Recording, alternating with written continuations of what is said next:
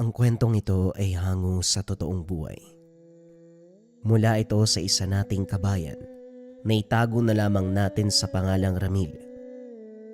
Taong 1980. Kapis. Nagdadalawang isip si Ramil sa pusta. Ito na ang huling pera. Barya na lamang ang natira mula sa libo na dala kanina. Nasasabungan siya ngayon. Nagpang-abot ang takot at kaba. Nanginginig ang mga kamay. Nagtatalo sa isipan kung saan manok pupusta. Humudyat na ang sentensyador. Pinaayos ang pusta ng mananabong. Si Ramil, pinagmamasdang maigi ang magkalabang manok. Napapangiwi dahil wala pa ring maayos na desisyon. Sa sandaling nakapagpa siya, biglang may umagaw ng barya na ipinusta sa kabilang manok. Tulalang napatitig sa batang tumabi. Seryoso ang pagmumuka na halos mag-isang guwit ang kilay. Malakas ang dating, dahilan para manahimik si Ramil. Hindi napansin ang labanan sa harapan. Napagtanto na lang nang magsalita na ang bata. Panalo na!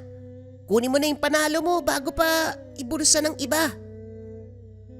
Dito napansin na may hawak siyang manok. Matapos makuha ang panalo, dali-daling sinunda ng bata.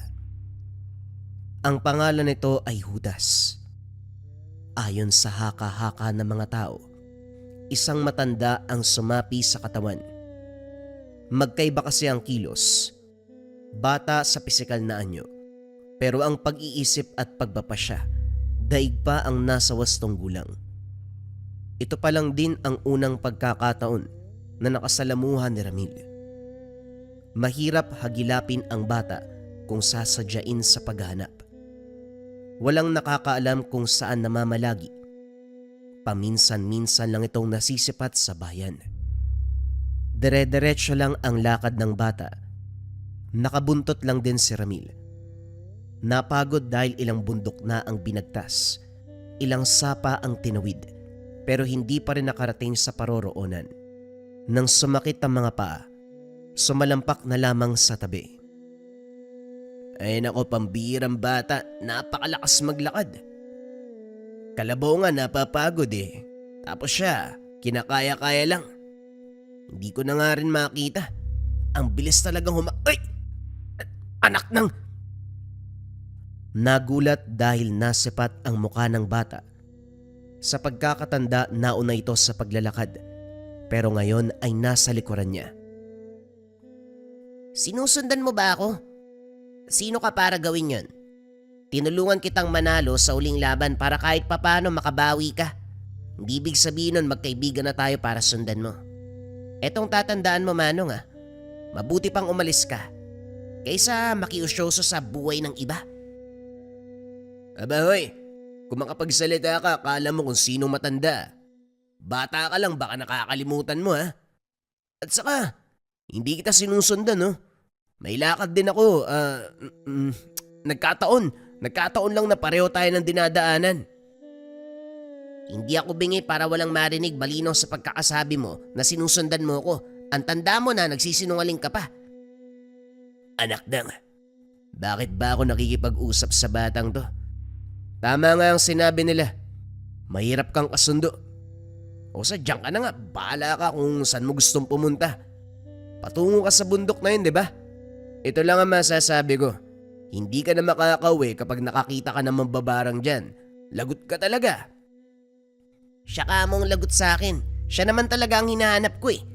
Gusto ko lang makaharap ang batang mambabarang na yan. Natigilan si Ramil. Napatitig sa bata. Pilit inunawa ang pinapaywatig. Kaso nga lang seryoso ang mukha nito. Hoy, huwag kang mangmang. Mambabarang ang tinutukoy ko.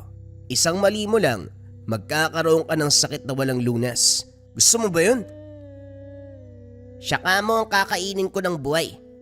Akala ko ba alis ka na? Ano pang ginagawa mo dito? Alis na nga. Pinagsasabihan ka lang pero mukhang ayaw mo. O sige, bahala ka sa buhay mo.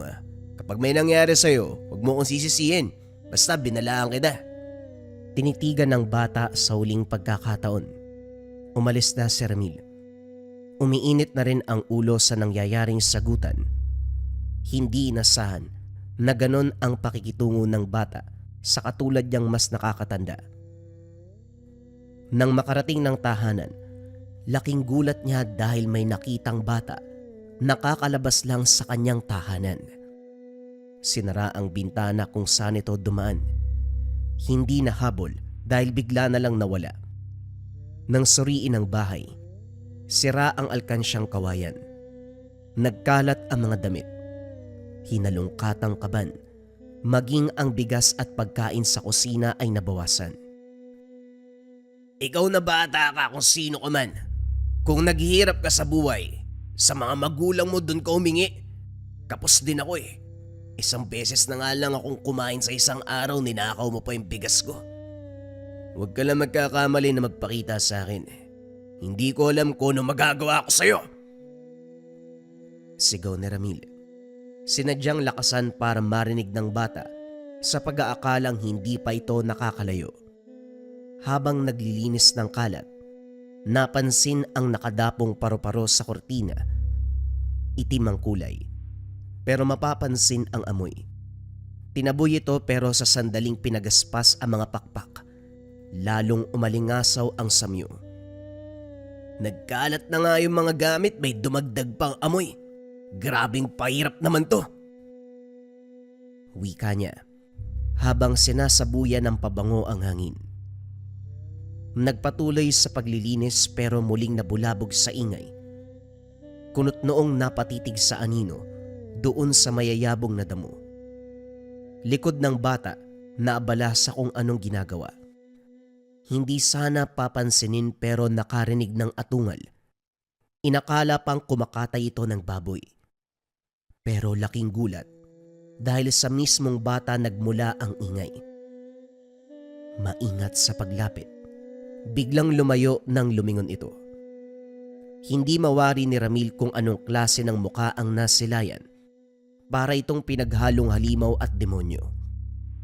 Ang malinaw lang, nanlilisik ang mga mata. Ang ginagawa pala, kumakain ng hilaw na karne. Pinagbabato ito para itaboy, kaso nanatili sa kinakatayuan. Mga titig na masasabing ikaw na ang isusunod. Nagmamadali sa pagpasok ng tahanan, mabuti na lang hindi siya naabutan. Paglingon, nawala na ang halimaw. Ano bang nangyayari? Parang puro bata yung nakikita ko nung una. Yung hudas na bastos sumagot, pangalawa. Yung nanloob, pangatlo, yung halimaw. Ay nako naman oh. Hindi na yata kabataan ng pag-asa ng bayan. Pasensya ka na Rizal ah. Pero mga bata ngayon ay napag-iwanan na ng mundo. Mamagdanakaw. Matapos ng paglilinis, saka lang naalala ang napanalunan sa sabong. Napapangiti sa pagbibilang. Hindi lang inasahan na isa itong panalo. Mababawi ang halagang nawala sa naunang laban. Napawi ang ngiti ng maalala si Judas. Habang iniisip ang bata, hindi maiwasang ikumpara ang hubog at tangkad sa batang ng loob, pati na rin ang halimaw. Nahulog sa malalim na pag-iisip. Maya-maya pa, hindi maiwasang isawika ang napagtanto. Magkahubog at pareho ng tangkad kapag nakatalikod. Iba ang presensya kapag nakaharap. Ang tanong, sino-sino ba yung mga batang yan? Grabe naman yung mga magulang naging pabaya. Walang kaso doon sa halimaw. Hindi na kailangang itanong kung saan ba nagmula yung demonyong yun, malamang sa demonyo din. Napailing na lamang si Ramil. Kinagabihan, nabulabog sa ingay mula sa bubong. Kagad nasagad ang galit. Ayaw na may nanggugulo sa oras ng pagpapahinga. Bumunot ng itak. Diretsyong lumabas. Hinamon pa ang nasa taas, pero nang mapagtanto na isang aswang, bigla na lang namutla. Namanhid ng makaharap ito ng mukhaan. Eto na naman.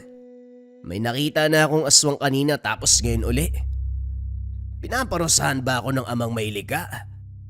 Ay nako, huwag kang magkakamaling lumapit. Mapapatay kita, nako anak nang. Kumaripas ng takbo papasok. Tama lang na naisara ang pintuan bago maabutan. Napatingala sa bubong kung saan muling mapapansin ang halimaw. Pigil hininga. Natatakot lumikha ng ingay. Hindi siya mahilig magdasal. Pero ng mga oras na ito, humingi ng saklolo sa amang maylika. Tahimik na ipinagdarasal ang pag-alis. Subalit palakad-lakad lamang ito sa pagdaan ng sandali. Hindi lang yun. Kinalmot ng kinalmot. Nasisilip na ni Ramil ang langit sa paghawi ng mga pawid. Diyos ko, naalala lang kita kapag ganitong sitwasyon pero pakiusap na bad. Alisin mo ang nilalang. Ano bang nagawa kong kasalanan para parusahan mo ng ganito? Alisin mo na ang halimaw. Magpapakabait na talaga ako, pakiusap. Namumuo ang pawis sa muka. At hindi lang yun. Patuloy sa pananakot ang nilalang. Hindi na malayang naihina pala.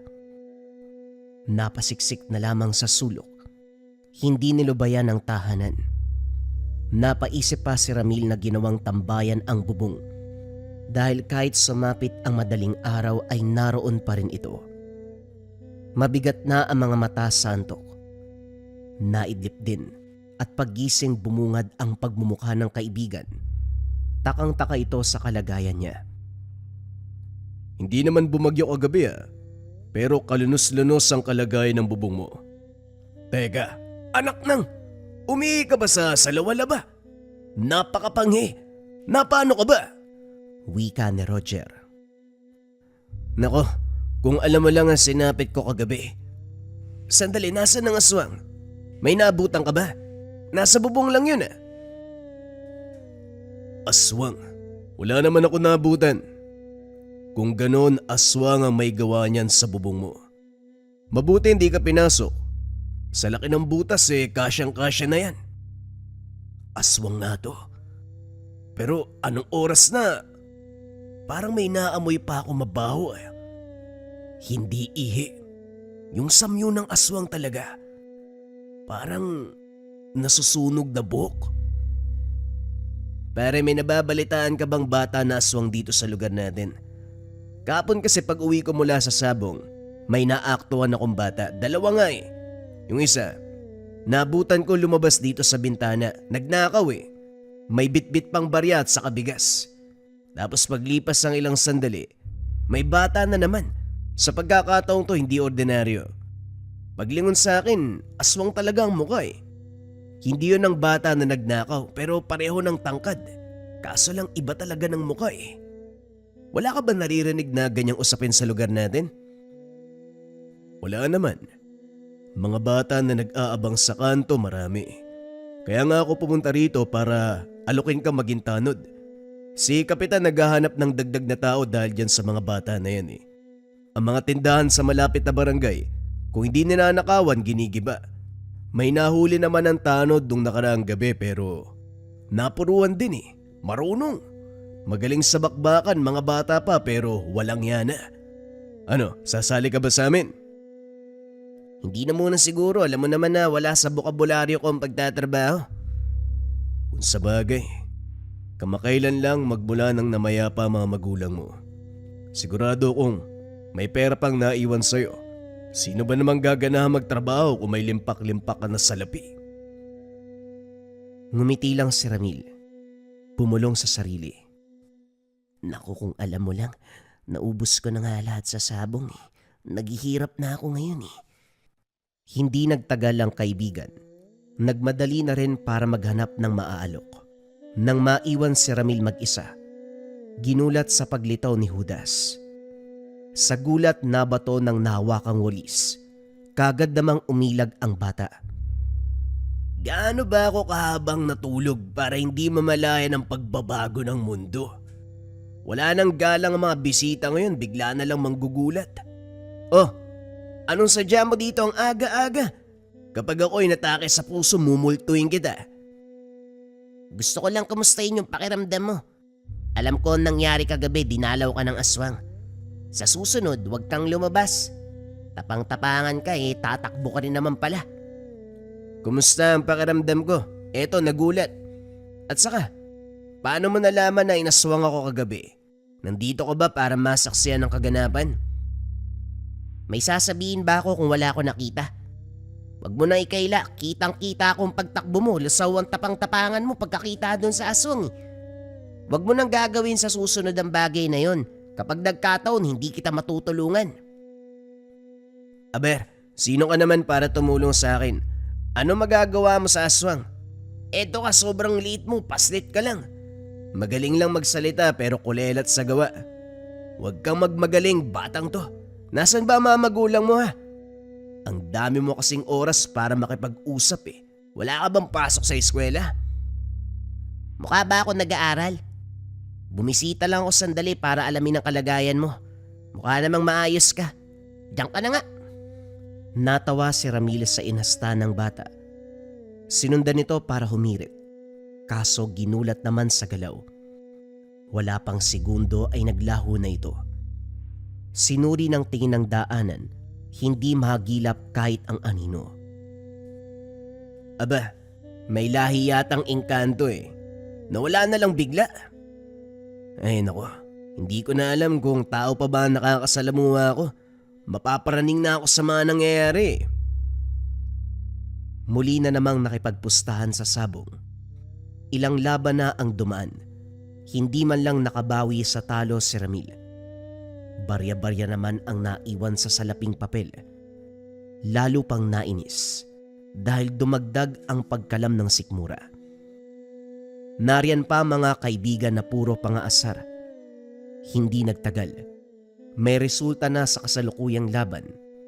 Talo na naman ang binata. Napabuntong hininga.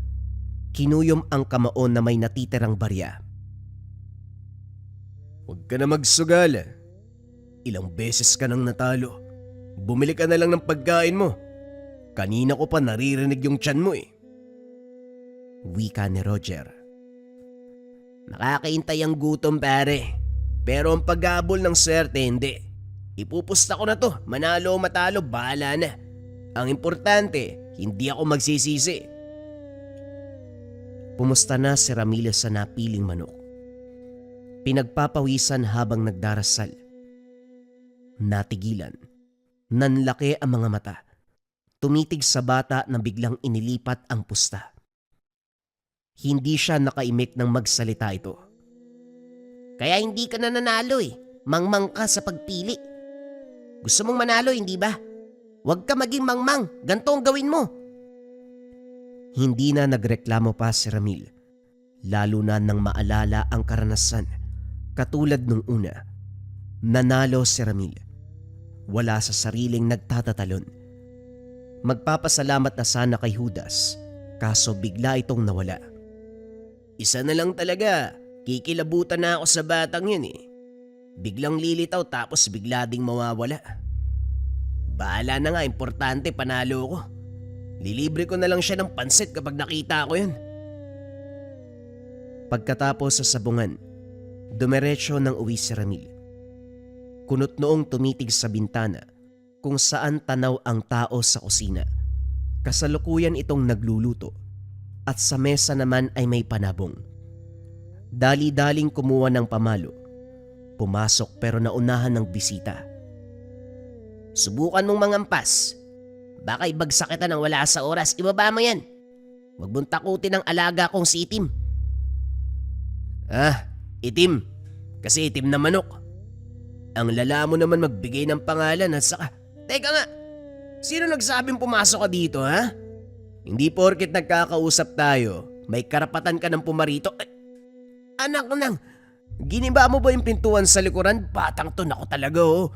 Wala na akong perang pampaayos niyan. Malaki ang naipanalo mo sa sabong, di ba? Gastusin mo naman. Ah, kaya pala giniba mo ang bahay ko kasi alam mong panalo. Hoy, hindi sa pagpapaayos na kalaan ang napalalunan ko. Para to sa susunod na pagsusugal. Ay nako, bakit? Sariling sikap mo ba yan? Kung tutusin, ako ang pumusta eh. Ako ang dahilan kung bakit ka nanalo. Napabuntong hininga si Ramil. Kamot ulong napaiwas ng tingin. Kumuha ng bangko at naupo sa kabilang dulo ng mesa. Tinitigan ang nakahain, kunot noong napatitig kay Judas. Nagluto ka pa ha? Hilaw naman yan. Iniinit mo lang eh. Alam mo, maupo ka nga. Ako na. Aba, kumakain ka lang hilaw. Bumalik sa pagkakaupo si Ramil. Hindi makapaniwala sa inasta ng bata. Hindi siya nakialam. Kumuha ng plato at kinain ang dalang pansit. Nang mapansin ng panabong nito, kumakain din ng hilaw na karne. Ngayon lang siya nakakita ng manok na sobrang itim, mula kuko hanggang mga mata. Iba ang presensya kumpara sa ordinaryong manok. Eto kasi, kung titignan mong mabuti, parang lalamunin ka ng hindi maipaliwanag na puwersa, hindi napigilang mapatanong. Etong manok saan mo nakuha? Napakaitim naman yan. Malaki din siya kumpara sa normal na laki ng manok. Mataas ang tindig, pero bakit parang nagbibigay ng kilabot? Uwak ba yan? Wika ni Ramil, bagay na hindi nagustuhan ni Judas. Masamang tumitig. Maya-maya pa umalis bitbit ang manok. Nasundan na lamang ito ng tingin. Maging si Ramil hindi matukoy kung saan nagkamali. Kipit balikat na ibinalik ang pansin sa pagkain. Sa muling pagsapit ng gabi, may bagong karanasan ng binata. Kating-kate sa braso. Kinamot ng kinamot hanggang sa nagkasugat. Napasigaw sa tindi ng hapdi. Hindi lang yan, muling nasipat ang paru-paro. Dumapo pa ito sa sugat at kumagat. Lalong napayaw. Hinabol ito. Nagawa namang mapatay. Ngayon pa lang ako nakakita ng paru-paro na nangangagat. Ang sakit ah. Ang inakala kong hindi delikado, nakakapinsala din pala. Ang lala pa ng pagdurugo, ano bang meron dyan? Inasikaso ni Ramil ang sarili. Nilunasan ng sugat. Pinalipas ang oras pero napansin na lalo lang sumasama. Tumindi ang hapdi. Unti-unting lumaki ang sugat. Hindi pa rin tumigil ang pagdurugo. Sa pagkataranta, kung ano-anong gamot ang inilapat, hindi nakatulog sa pag-aalala. Namalayang umaga na, dali-daling naganap ng manggagamot. Meron sana sa lugar, kaso hindi pa umuwi mula sa paglalakbay, kung saan-saan nagtungo. Sa huli, sa ospital na lamang pumunta. Sa kabutiang palad umayos ang kalagayan matapos mabigyan ng gamot. Habang nagpapahinga sa kwarto, napansin ang paglitaw ng isa na namang paru-paro. Kagayang-kagaya ng itsura ng nakita sa tahanan, pero mas malaki ang sa ngayon.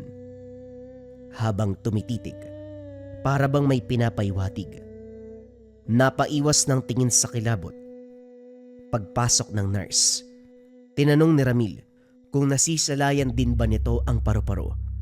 Laking gulat nang sabihing hindi. Makikita din sa pagbumuka nito na hindi nga nakikita, hindi nagsisinungaling ang nurse. Maging ang mga kasamang pasyente, walang nakikitang paru-paro.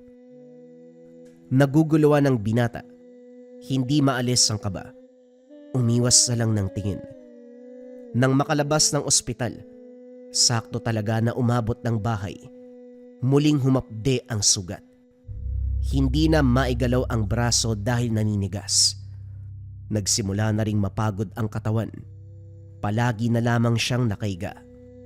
Pagsapit ng dilim napaigtad sa ingay, daig pa ang lakas ng kulog. Ang bahagi ng dingding na hindi naayos ay lalo pang nagiba. Mula roon tanaw ang itsura ng aswang.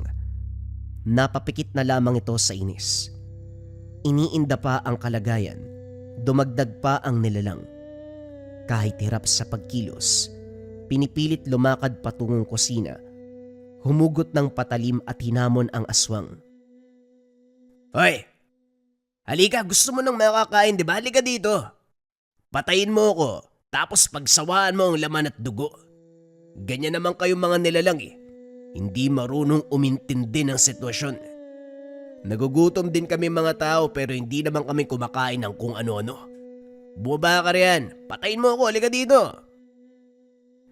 Hindi siya pinansin. Palakad-lakad lamang sa bubong at panayang silip. Lumabas na si Ramil. Kung may hagdanan lang inakyat na ang bubong. Hinamon ng hinamon pero wala pa rin nangyari. Nang tumagal naubos na rin ang pasensya ng nilalang. Bumaba ito. Pero sa halip na saktan siya, hinablot lamang sabay balibag sa loob ng bahay. Ito pa mismo ang nagsara ng pintuan. Kunot noong napatitig si Ramil. Maya-maya pa nawala ito nang may umingay sa unahan. Dali-daling sumilip. Napansin na may hinahabol, hindi lang matanaw dahil madilim. Kinabukasan, ito pa rin ang nasa isipan ni Ramil, kung ano-ano ang sumasagi. Ano kaya nangyari sa aswang na yun? Ano ba yung naawa sa akin kaya hindi ako pinatay? Pero ano kaya yung hinahabol niya? Hindi naman yun mukhang tao o hayop eh. Ay nako, bahala na nga. Teka, bakit parang hindi na masakit yung sugat ko? Sinuri ni Ramil ang braso. Sariwa pa ang sugat pero hindi na sumasakit. Napangiti na lang din dahil nanumbalik na ang lakas. Kagaya ng nakagawian, nakipagsabayan sa sabungan. Dito nasipat si Judas na hinahaplos ang pakpak ng alagang manok. Nilapitan para makiusisa. Hoy, nagsasabong ka rin? Hindi pwede yung bata dito ha, anong gagawin mo? Mukha ba akong sugarol? Nandito lang ako dahil may inaabangan ako. Ikaw palagi kang talo tas bumabalik ka pa rin, hindi ka ba nadadala? Ang aga-aga wag mo akong simulan ha. Hindi ba talaga mababago yung pananalita mo? Konting respeto naman sa nakakatanda. Hindi kaya yata tinuruan ng mga magulang mo na magandang asal eh. Hindi naman ako tao kaya ayos lang. Pwede ba umalis ka na? Ang pangit ng mukha mo. Naalibadbaran ako eh. Napakayabang nito, akala mo kagwapuan. Bahala ka nga sa buhay mo. Bawal yung bata dito eh. Aalis na sana si Ramil, pero may huling sinabi si Judas. Sweater at Kelso ang maglalaban. Sa Kelso ka pumusta kung ayaw mong umuwing umiiyak. Sa kabila ng sagutan, hindi nagkamali sa pagsunod si Ramil. Kagaya ng inasahan, panalo ang pinustang manok. Hindi napigilang lingunin si Judas na kalmadong nakaupo sa sulok. Sa puntong ito, hindi maiwasang mapaisip kung sino nga ba ang bata at kung ano ang kakayahan. Bukod sa paghula sa kakalabasan ng sabong, pumusta ng pumusta at dahil sweater at Kelso pa rin ang naglalaban, sa Kelso binagsak ang pera. Sinugal lahat at hindi inasahan na mananalo. Tumigil na rin si Ramil dahil nagsimulang mainggit ang mga sugarol, umiwas sa posibleng kaguluhan. Hinanap si Judas. Sinundan nito ng masipat na naglalakad. Hindi maunawaan ang ginagawa. Kinakausap kasi ang alagang manok. Usapan na masasabi mong sumasagot talaga ang nilalang. Lalong napakunot ang noo nang ilapag ng bata ang manok at pinalipad. Napigil ang hininga habang sinusundan ng tingin. Ang manok ay naging dambuhalang ibon. Napakabilis. Nang ibalik ang pansin sa bata, laglag ang panga sa nasaksiyan. Maging ito ay unti-unting nagbago ang anyo. Nanlumo ng mapagtanto. Ito ang aswang na ilang ulit nang nanggugulo sa tahanan. Sa takot na makita, isiniksik ang sarili sa kadiliman. Iniwasang maglikha ng ingay. Maya-maya pa nakahinga nang umalis ang nilalang. Dali-daling tumakbo palayo ng lugar, kaso nga lang may nabangga. Napaigtad pa sa pag-aakalang si Judas dahil bata din ang wangis nito. Naku, pasensya ka na iyo, nagmamadali kasi ako eh. May aswang Wag ka dumaan dyan, may aswang. Kakasabi ko lang na may aswang eh. Bata, saan ka pupunta? Bingi ka ba? May aswang dyan! Uy! Hinablot ni Ramil sa damit ang bata. Napilitan itong huminto. Pero nabitawan matapos mapansin ang masamang titig. Naririnig kita, kaya hindi mo kailangang ulit-ulitin. Wala akong pakialam sa sasabihin mo. Hindi tayo magkakilala kaya pwede ba? Huwag kang makialam kung saan ako pupunta. Tignan mo nga naman. Talaga bang ganito yung mga bata ngayon? Napakasama ako sumagot. Akala mo talaga kung sino eh. Hoy, makinig ka sa akin ha. Ako mas nakakaalam. Hindi ka makakadaan dyan dahil nga may aswang. Nagkatinginan ang dalawa. Inasahan ni Ramil na masisindak ang bata pero hindi. Dali-dali itong tumalikod sabay alis. Dire-diretso sa pagbaybay ng daanan. Hindi na lang din nangialam si Ramil. Kumaripas ng takbo pero bago makalayo. Wala sa sariling bumalik. Nakukonsensya sa kung anong mangyayari sa bata. Hinanap ng hinanap hanggang sa natagpuan pero hindi magawang lumapit dahil sa kakaibang kilos nito. Masama ang titig sa bahay na makikita sa unahan. Meron siyang kinakausap na paru-paro. Ilang ulit iniipan ng salita bago pinakawalan. Lumipad ang paru-paro patungo sa tahanan. Ganoon naman kalawak ang ngiti nito. Nang mapagtanto ni Ramil ang ginawa, kumaripas ng takbo ng wala sa oras. Puwisit eh. Kaya pala ang tapang kasi mambabarang. Delikado na talaga ang mga bata ngayon. Akala ko matatanda lang ang marunong eh. Kahit bata pala. Ano ba nangyayari sa panahon na to? Habol hininga ng makaabot ng tahanan. Tama lang na nakapasok. Biglang kumirot ang braso. Pasimple itong nilagyan ng pamahid sa pag-aakalang nasagi habang tumatakbo. Kaso sa pagdaan ng oras, ang simpleng kirot, sinasabayan ng hapdi. Ang pakiramdam na para bang may maliit na uod sa loob na silang kumakagat ng laman. Magdamag ininda. Ubos ang mga tela at damit sa pagpahid ng dugo. Maya-maya pa, nang hina hanggang sa nahimatay. Hindi na malayan kung ilang oras na ba ang lumipas. Pagmulat madilim ang paligid, dali-daling sinindyan ng gasera. Napasigaw matapos bumungad ang mukha ng bata, yung nakasalubong sa daan nung gabi. Masama ang titig, may nakadapong paru-paro sa balikat at kamay. Akala ko umalis ka na talagang bumalik ka pa. Ang pinakaayoko sa lahat, may nakakakita sa ginagawa ko. Nga pala, kaano-ano mo ang bata? Napapansin ko ilang ulit na siyang pumarito. Tapos nung gabi, hindi kanya iniwanan. Nagbabantay siya buong magdamag. Sinong bata at saka ano bang sinasabi mo? Teka nga, paano ka ba nakapasok? Kapatid ka ba ni Judas? Pareho kayo ng ugali bigla na lang pumapasok dito tapos bastos magsalita. Kung umasta, akala mo kung sinong may alam sa mundo, pwede ba? Umalis ka na bago pa kita. Tumigil si Ramil nang maalala ang ginawa nito nung gabi. Napalunok sabay sulyap sa paru-paro. Nang maunawaan ng bata ang pangamba ni Ramil, inutusan nitong lumipad palayo. Bakit ba hindi mo matuloy-tuloy ang sasabihin mo? Natatakot ka ba na makulam?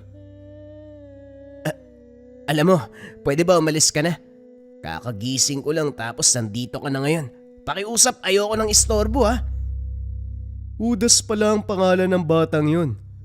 Kung magpapakita siya sa'yo, pakisabi inaantay siya ni Dado sa lugar kung saan kami unang nagkabanggaan. Linawin mo rin na ayoko mag-intay ng matagal kung maaari. Gabi siya magpakita para naman mas nakakasabik ang pangyayari, para mas pabor sa kanya. Hinatid ito ng tanaw. Saka lang nakainga nang mawala sa paningin. Kaso nga lang, muli na namang kumirot ang sugat. Sa puntong ito saka lang napansin na namamaga ang braso. Ang mismong sugat ay nagkulay lila. Puti ang pinakaibabaw sa nana. Nakakadiling tignan na kahit si Ramil hindi kayang magtagal. Napapasok ka. Inubos ang pamahid o kahit anong makitang panlunas. Pinaghalo ang dahon at medisina na pabaon ng ospital. Imbis na gumaan ang pakiramdam, lalong lumala ang kalagayan.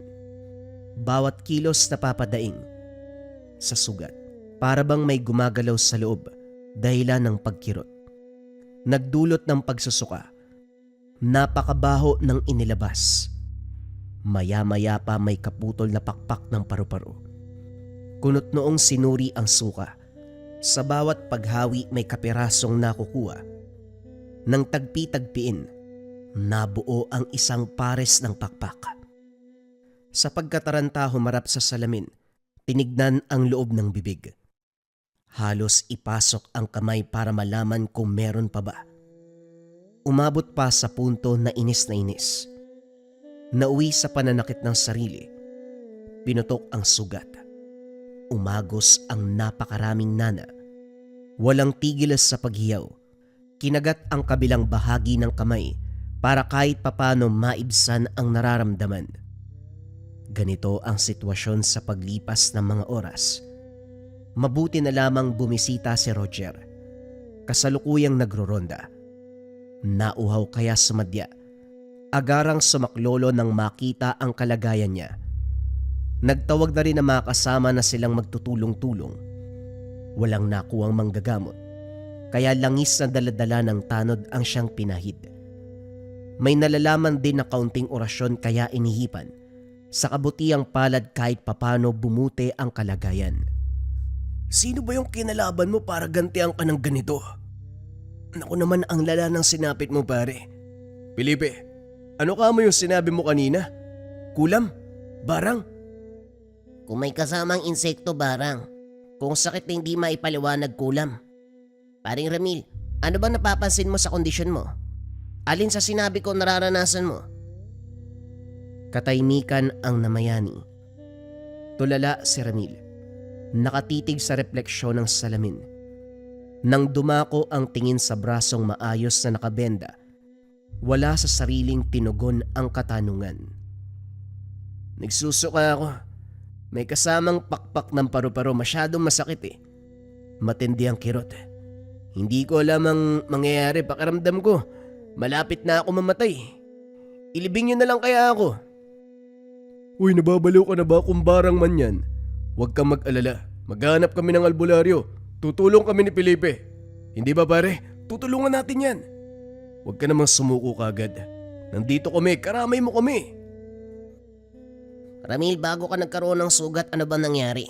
Naaksidente ka ba tapos nagtamo ng sugat? May nakausap ka bang tao? Nakaaway o nakabangga? Nagsimula ito sa pangangati. Kinamot ko ng kinamot hanggang sa nagkasugat. May dumapong paru-paro kinagat eh. Yon ang nangyari. Nung nagpunta ako sa sabungan, sinundan ko si Judas. Siya kasi nagsabi kung saan ako pupusta para manalo. Kuryoso ko sa pagkatao niya kaya sinundan ko. Hindi ko inasahan na isa pala siyang... Si Judas ay isang...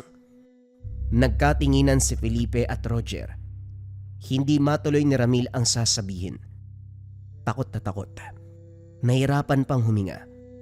Maya-maya pa nagsuka na ito. Mula sa kailaliman ang paghugot. Nailuwa ang isang paru-paro. Hindi makakilos sina Felipe at Roger. Napatitig sa patay na nilalang. Ang sugat naman ay labis ang pagnanana na sinundan ng pagdurugo.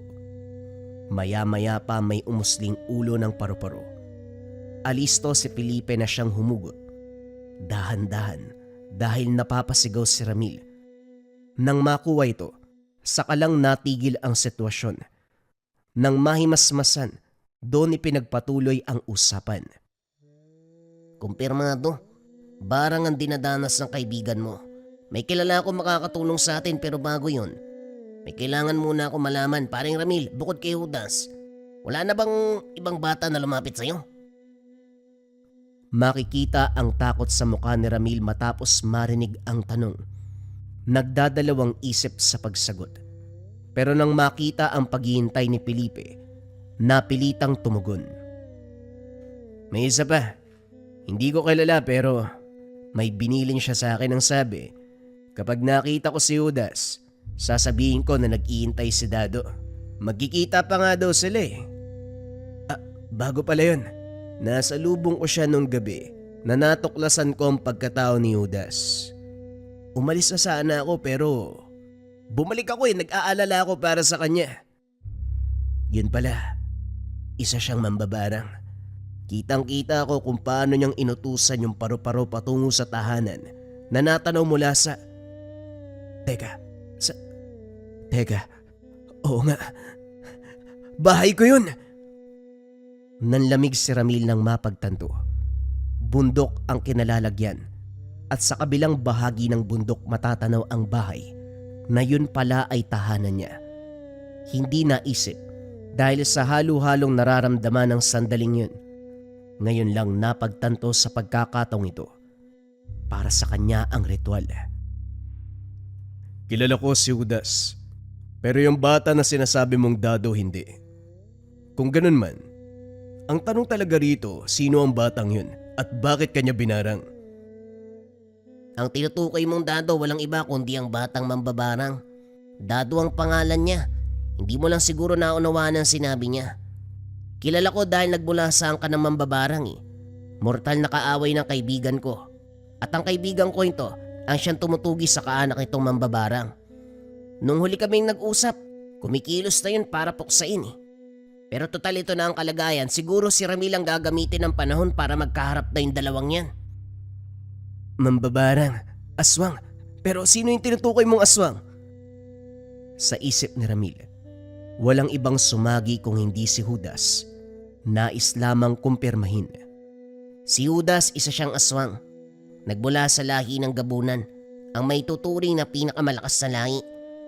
Kita nyo naman bata pa lang pero sa sinasabi ko, walang sino man na nakakatakas kapag siya na ang karap.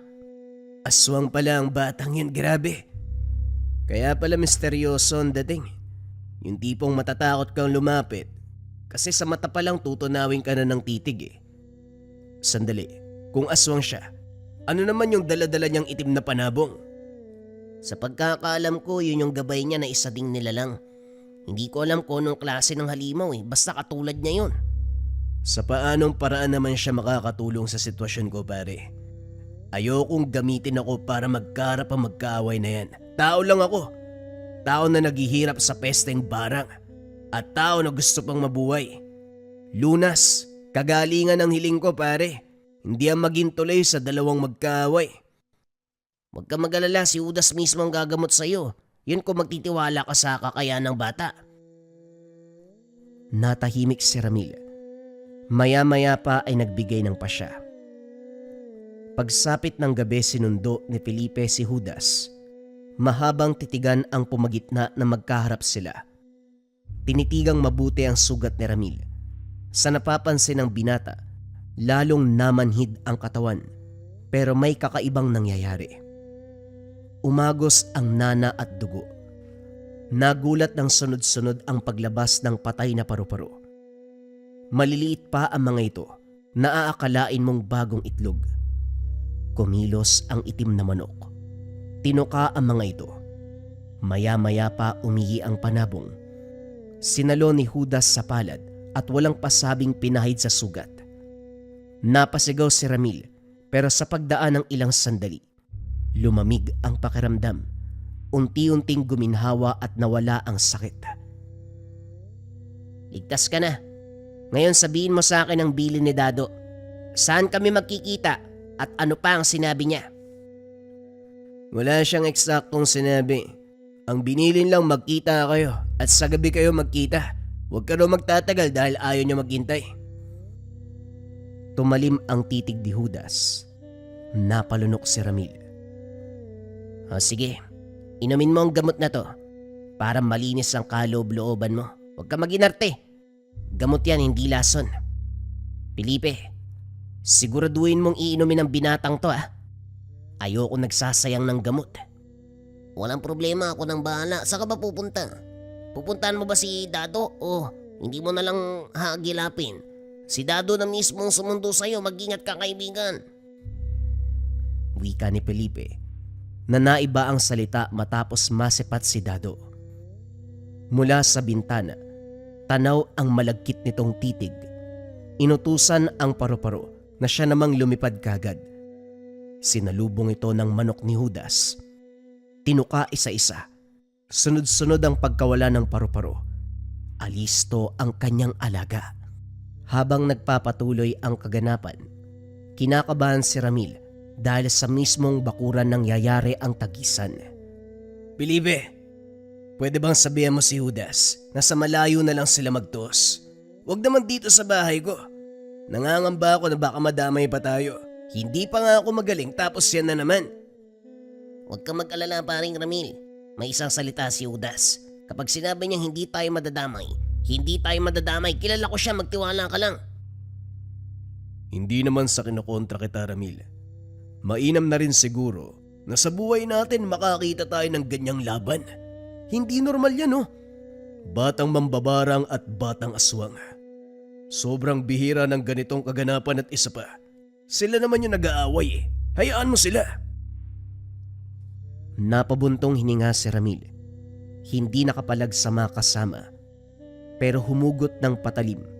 Naghahanda lang sa posibleng kaganapan. Bawat sagupan, hindi mawari ni Ramil kung ano ang mararamdaman.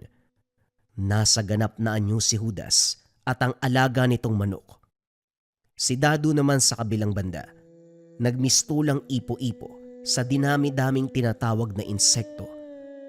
Nasa tabi lang ito, patuloy na nagriritual. Mabilis ang pagsambit ng orasyon. Alisto ang mga insekto sa pagsugod. Mabilis, agresibo, nagagawa ng paraan para makalapit sa kalaban. Si Judas sa kabilang banda, pangiti-ngiti lang. Animoy ginagawang biro ang pagharap. Nakatindig lang ito. Hinayaan ang alagang manok na siyang humarap sa mga insekto. Nang mainip sa aganapan, kumilos na siya. Isa-isang pinuksa ang lahat ng insekto. Natigilan si Dado nang masaksiyan nito. Pare-pareho lang naman kayo ng estilo mula sa mga ninuno mo. Wala nang bago sa galaw nyo. Inaasa sa insekto ang atake. Yang orasyon nyo sa ulo ko na yan. Gusto mo ako nang sumambit para sa'yo eh. Hoy, huwag kang magsalita na parang hindi ka natatakot ha. Sa bansot mong itsura, sino ba masisindak? Oo, tama ka. Walang bago sa galaw namin. Malamang ito ang lakas namin eh. Mangmang ka ba? Yun na nga ang sinasabi ko. Sa sunod-sunod na pagtugis ko sa mga kaanak mo, pare-pareho lang naman kayo nakakawala ng gana. Masyado kang kampante kung magsalita. Akala mo siguro matatalo mo ako, no? Kung gusto mo, isama mo pa yung 3 mong kasama. Lahat kayo papatayin ko. Baka ikaw ang nangangailangan ng kakampi. Pwede ko silang kausapin para naman hindi ka manginig dyan. May kalayuan ang kinalalagyan mo, pero damang-dama ko yung kabog ng puso mo. Nasagad ang galit ni Dado. Muling binuhay ang mga insekto. Nagsama-sama ang lahat ng ito at naging dambuhala. Hindi naman nagpatalo si Judas. Inutusan ang dambuhalang ibon. Tinapatan ng laki.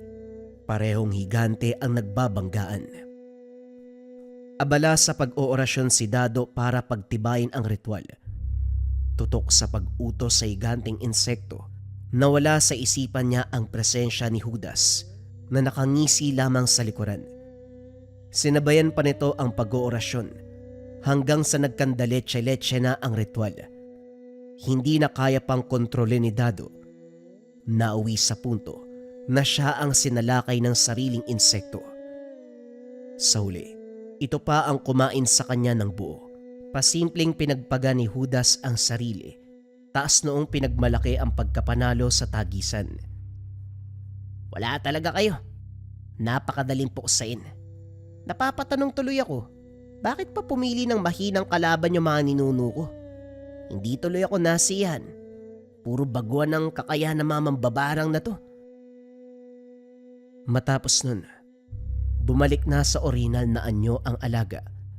Walang paalam na umalis ng lugar.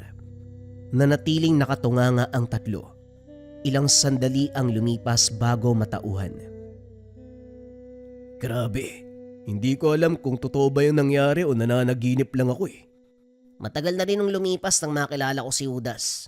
Pero ito ang unang pagkakataon na nasaksiyan ko ang laban niya. Ako man, hindi sigurado kung nananaginip ba ako o gising ako eh. Si Ramirez sa kabilang banda, wala sa sariling nilagok ang hawak na gamot. Katulad ng mga kaibigan, nahirapan sa pagtukoy kung guni-guni ang kaganapan o sadyang hindi matanggap na makasaksi ng hindi pangkaraniwang kaganapan. Sa paglipas ng mga oras, naging payapa ang buhay ni Ramil. Ang sugat sa braso ay unti-unting naghilom. Kagaya ng sinabi ni Judas, nililinis ng gamot ang kaloob-looban. Ligtas na si Ramirez sa kapamakan.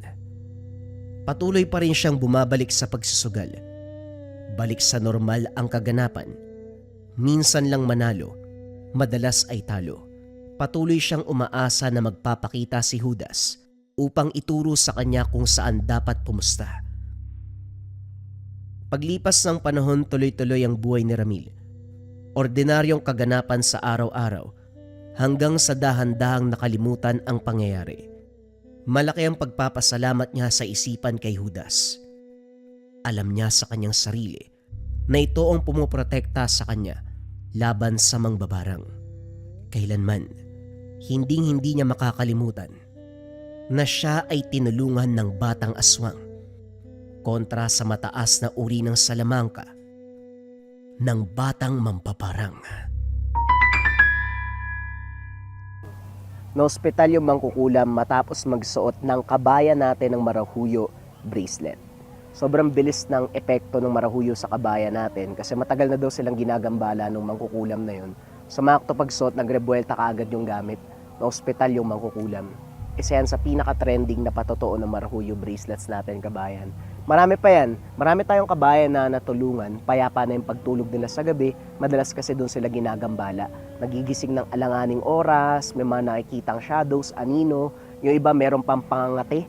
Matapos masuot yung marahuyo, nawala lahat yon, kabayan. Kasi ang marahuyo natin depende sa espiritual. Kontrakulam, barang, tigalpo, palipadangin, usog, o kahit anong masamang uri ng sumpa. Lagi nyo rin tatandaan, mga kabayan, ang nagpatrend sa marahuyo, rebuelta or sumbalik. Kung naman yung sumpa na ibinigay sa inyo, ibabalik doon sa taong nagbigay. Kung interesado ka sa marahuyo, kabayan, check mo yung yellow basket sa baba or visit mo lang yung shop ng Lika Merchandise. Mag-ingat sa mga scammers.